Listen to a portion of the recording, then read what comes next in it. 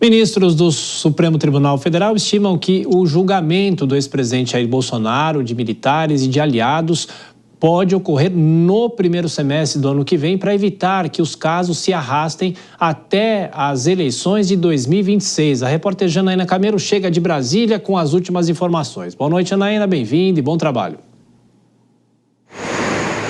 Muito boa noite, Thiago. Pois é, olha só, esse julgamento aí vai depender de quando essas eventuais denúncias forem apresentadas pela Procuradoria-Geral da República, né? Fato é que o Procurador-Geral da República, Paulo Gonet, a partir da semana que vem, ele vai ter em mãos aí um vasto material de mais de 800 páginas, que é esse inquérito, vai analisar isso nas próximas semanas. A gente tem aí já no mês que vem um recesso judiciário, não vai haver tempo mesmo dele analisar tudo e entregar para o STF, então vai ficar para o ano que vem ele apresentar a sua manifestação ali, se ele vai denunciar esses indiciados, quantos serão denunciados, se vai pedir arquivamentos de outros indiciados, são 37 ao todo, então tem que saber, ele vai ali decidir, né, quais ele vai denunciar, se vai denunciar todos, ou se vai pedir novas diligências. Além disso, ele tem outros 2 inquéritos nas mãos ali, que é o inquérito da fraude em cartões de vacina, também um inquérito sobre as joias sauditas, e esses 2 inquéritos também aí comprometem muitos desses indiciados que estão nesse último relatório que foi entregue ontem. Então, no momento, está nas mãos ali do ministro Alexandre de Moraes, ele vai liberar ali esse inquérito para o PGR na semana que vem. Então, esse julgamento, a princípio, depois de eventuais denúncias e arquivamento e tudo mais, é o julgamento que o STF vai decidir se aceita essas denúncias, né, ou arquivamentos.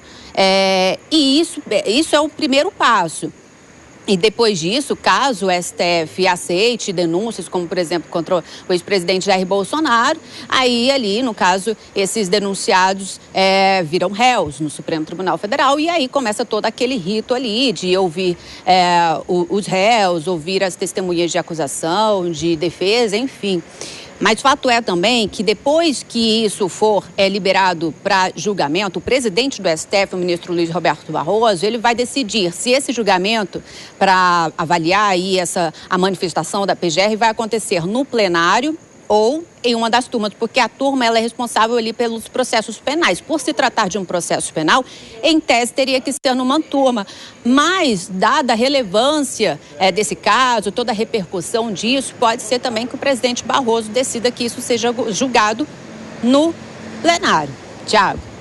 E Janaína, nessa quinta-feira, ontem, você acompanhou o depoimento de Mauro Cid no STF e hoje o advogado dele admitiu que Mauro Cid disse que Jair Bolsonaro sabia do plano contra autoridades, mas depois ele voltou atrás. É isso, Janaína Camelo, com esses detalhes também desse julgamento. Daqui a pouco a gente complementa as informações com ela.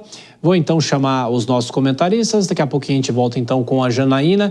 Eu começo com o Cristiano Vilela. Queria te perguntar sobre essa informação que a Janaína deu em relação à turma, né? Claro que é uma conjectura ainda, a gente não sabe como é que vai ser o rito, como é que vai ser o andamento, mas saiu uma informação hoje de que o ministro Alexandre de Moraes poderia jogar isso para a primeira turma. Mas tem a ver com o caso que é grande, isso aí pode ser uma discussão feita no plenário, é isso, Vilela? Olha, Thiago, pode ser uma discussão feita, é possível, é viável que isso ocorra. Agora, eu vejo que uma medida que seja tomada com uma rapidez, ela pode ser interpretada, ela pode acabar dando combustível para a argumentação de muitos setores, de uma certa politização dessa investigação, desse processo e tudo mais. Eu vejo que uma circunstância como essa é importante que se tenha bastante prudência e que se siga o devido processo legal com absoluto rigor, com absoluta retidão, até para evitar que haja esse tipo de ilação. Nós já tivemos, numa história recente do Brasil, alguns processos que foram julgados de afogadilho e depois o que aconteceu? Foram anulados. Então, é importante que a gente aprenda com os erros e mesmo na iminência de processo eleitoral próximo, mas que se esqueçam dessas datas, se esqueça desse calendário e se busque realmente um julgamento que seja efetivo, que o resultado possa ser um resultado que perdure, mas que não seja anulado logo mais adiante. Dora, eu queria te perguntar sobre isso, essa discussão sobre o debate eleitoral em 26, que seria um julgamento, uma análise que deve ser concluída em 25 para não contaminar o cenário eleitoral. Isso é factível? Olha, era o que faltava, realmente. Imagina, isso é coisa que se diz assim no calor para demonstrar uma certa intenção de agilidade, porque eu não consigo entender como é que essa coisa vai andar, porque o procurador da Justiça, o procurador-geral, já disse que pretende apresentar a denúncia ou não, a decisão sobre a denúncia, a partir de fevereiro. Como é que se vai julgar um caso desses no primeiro semestre de 2025? Há tempo de o julgamento se estender e está tudo resolvido no ano eleitoral de 26. Ora, você não pode depender um caso desse, que depende de julgamento, vamos que sejam todos denunciados, 37 réus, pelo menos, né? Como é que é isso? E eu volto a lembrar a questão do mensalão. Entre a denúncia, foi feita em 2007, e o início do julgamento da ação penal, transcorreram 5 anos.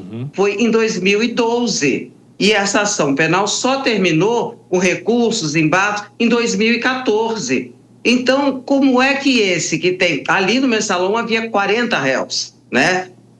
É mais ou menos a mesma quantidade. Então, não consegui compreender ainda, a não ser por essa coisa de dar uma demonstração de intenção de agilidade, como se faria em prazo tão exíguo.